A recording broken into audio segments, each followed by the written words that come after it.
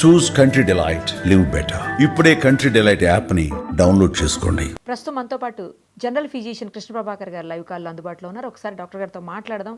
కేరళలో brain eating amoeba అనే కొత్త డిసీజ్ వచ్చిందని, దాదాపు 80 మంది వరకు సోకిందని, అలాగే 20 వరకు చనిపోయారని అంటున్నారు.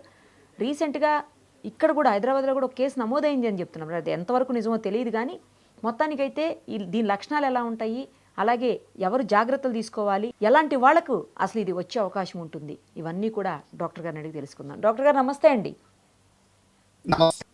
డాక్టర్ గారు, అసలు ఈ బ్రెయిన్ ఈటింగ్ అమీబా అంటే ఏంటి, ఆ డిసీజ్ ఎక్కడి నుంచి వస్తుంది, ఎలా వస్తుంది, ఎలాంటి జాగ్రత్తలు తీసుకోవాలి, రాకుండా ఉండాలంటే ఏం చేయాలి?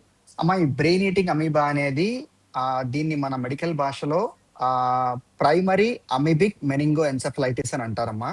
దీన్ని కాజ్ చేసే ఆర్గానిజం అదొక అమీబా కేటగిరీకి చెందిన ఆర్గానిజం. అది దాన్ని నిగ్లేరియా ఫౌలరీ అనే పేరుతో పిలుస్తారు.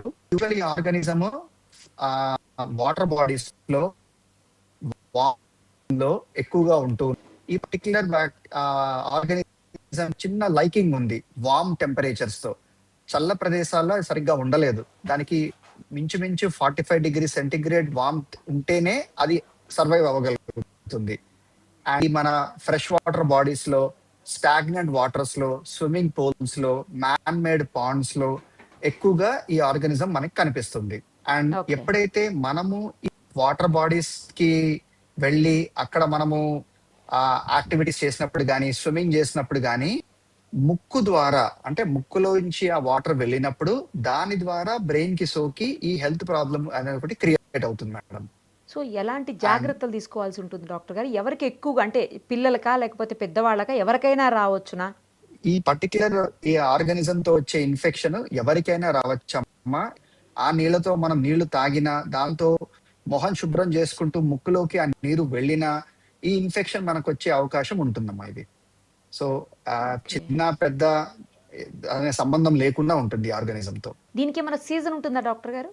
యూజువల్ గా ఇందాక నేను చెప్పినట్లు వార్మ్ సీజన్స్, అంటే ఎండ ఎక్కువగా ఉన్నప్పుడు, మాయిశ్చర్ ఎక్కువగా ఉన్నప్పుడు ఈ ఆర్గానిజం సిగ్నిఫికెంట్ గా ఉండడము, అది మల్టిప్లై అవ్వడము, దానికి మనం ఎక్స్పోజ్ అయినప్పుడు మనం దాని ఇబ్బందికి గురవ్వడం జరుగుతూ ఉంటాయి. కానీ ఇది వింటర్ సీజన్ కదా డాక్టర్ గారు, ఎక్కువగా అంటే కొంచెం వేడి ఉంటేనే వస్తుందని అంటున్నారు మీరు. ఇది వింటర్ సీజన్ లో almost rainy season, rainy next ఇంకా వింటర్ సీజన్ ఎంటర్ అవుతుంది. సో ఈ టైంలో రావడం, ఇది కొంచెం, అంటే మీరు అడిగిన క్వశ్చన్ అబ్సల్యూట్లీ రైట్. ఈ పర్టికులర్ చలికాలంలో ఈ పర్టికులర్ ఆర్గానిజం తో వచ్చే ఇబ్బంది ఎందుకు వస్తుంది అనేది ఒక వెరీ గుడ్ క్వశ్చన్. సో దీనికి మల్టిపుల్ రీజన్స్ ఉన్నాయండి, కానీ మోస్ట్ ఇంపార్టెంట్ రీజన్ అనేది ఎప్పటి నుంచో ఒక గ్లోబల్ వార్మింగ్ అని చెప్పి, అండ్ ఎక్కడైతే అవసరాన్ని బట్టి ఎక్కడైతే ఆర్టిఫిషియల్ వాటర్ బాడీస్ క్రియేట్ చేయడము, దాంట్లో ఉండే వాటర్ టెంపరేచర్ ఎప్పుడు ఖచ్చితంగా కొంచెం వేడిగానే ఉంటుంది రెగ్యులర్ వాటర్ బాడీస్ తో కంపేర్ చేస్తే. So that can be one of the reasons, but actual reason అనేది ఇంకా మనం ఇన్వెస్టిగేట్ చేస్తున్నాము. So we do not know ఎందుకు పర్టికులర్ గా ఇప్పుడే వస్తుంది అనే దానికి సిగ్నిఫికెంట్ గా రీజన్స్ లేవంటున్నారా? ప్రస్తుతానికైతే ఖచ్చితంగా ఇదే రీజన్ అని చెప్పడానికి లేదమ్మా. ప్రాబబ్లీ ఈ రొటీన్ గా ఉండే గ్లోబల్ వార్మింగ్ వల్ల, ఆర్టిఫిషియల్ వాటర్ బాడీస్ వేడెక్కడం వల్ల, లేదు ఈ ఆర్టిఫిషియల్ వాటర్ బాడీస్ క్రియేట్ చేసి ఆ టెంపరేచర్ తో ఉండడం వల్ల జరుగుతుందనే ఒక ఐడియా ఉంది తప్ప ఇదే రీజన్ అని చెప్పి ఇంకా మనకి అది తెలియలేదమ్మా. ఇంకా ఎపిడెమియాలజికల్ స్టడీస్ జరుగుతున్నాయి. We will know the answers very soon. Sir, ఇండియాలో ఫస్ట్ టైమా మనం ఈ కేసులు చూస్తున్నది? ఈ పర్టికులర్ డిజీజ్ ఇండియాలో ఫస్ట్ టైం అయితే కాదమ్మా, ఇది వరకు కూడా మనం ఈ పర్టికులర్ కేసెస్ చూసాము. ఇది ఒక రేర్ డిజీజ్, అంటే ఎప్పుడు సర్వసాధారణంగా మనకు కనిపించే డిజీజ్ కాదమ్మా. ఇది కొంచెం రేర్ డిజీజ్. కానీ ఈ మధ్య కాలంలో ఏదైతే మన డయాగ్నోస్టిక్ ఇంపార్టెన్స్ ఎక్కువైందో, మనం ఈ అమీబాని డయాగ్నోస్ చేసే ప్రాబబిలిటీస్ ఎక్కువైనాయి కాబట్టి కేసెస్ మనం ఎక్కువ చూడగలుగుతున్నాము. దీనికి మెడిసిన్స్ లేవా డాక్టర్ గారు? లేదమ్మా, ఈ పర్టికులర్ డిజీజ్ కి మెడిసిన్స్ ఉన్నాయి, కానీ మల్టీ డ్రగ్స్, అంటే ఒక 4-5 రకాల డిఫరెంట్ కైండ్స్ ఆఫ్ మెడిసిన్స్ మనం కలిపి ఆ పర్టికులర్ మెడిసిన్స్ మనకి అందజేస్తాము. సో మల్టీ డ్రగ్ రెజిమిన్ అంటాం దీన్ని, అంటే ఒక 4 to 5 డ్రగ్స్ అన్ని కలిపి ఇస్తుంది. పర్టికులర్ ఒక డ్రగ్ అంటూ లేదు, మిక్స్ చేసి ఇవ్వడమే.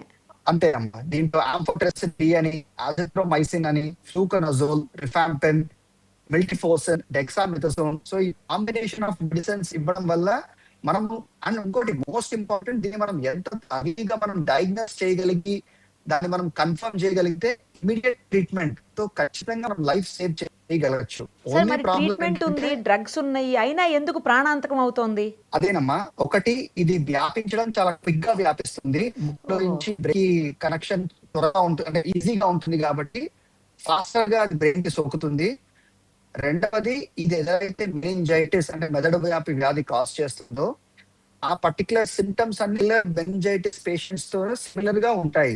సో మనకి ట్రీటింగ్ డాక్టర్ కి ఒక హై సస్పిషన్ ఉండాలి. ఎలా ఈయన వచ్చిన ప్రాంతం ఎక్కడి నుంచి, ఆయనకి రీసెంట్ గా ఎక్స్పోజర్ అయిందా వాటర్ బాడీస్ తో అనే హిస్టరీ పాయింట్స్ మనం గమనించి ఆ లాబొరేటరీ వాళ్ళకి స్పెషల్ ఇన్స్ట్రక్షన్స్ ఇవ్వాలి. ఈ అమీబా ఆర్గానిజం ఏమైనా మీకు సస్పిషన్ గా కనిపిస్తున్నాయా, ఒకవేళ ఏ మాత్రం సస్పిషన్ ఉన్నా ఇమ్మీడియట్ గా PCR స్టడీస్ కి మనం పంపించగలిగి డయాగ్నోస్ చేయగలిగితే ట్రీట్మెంట్ స్టార్ట్ చేయడంతో కొంచెం మనకి ఖచ్చితంగా మనకి బెటర్మెంట్ కనిపిస్తుంది. థ్యాంక్ యూ, చాలా ఇన్ఫర్మేషన్ ఇచ్చారు. Thank you so much.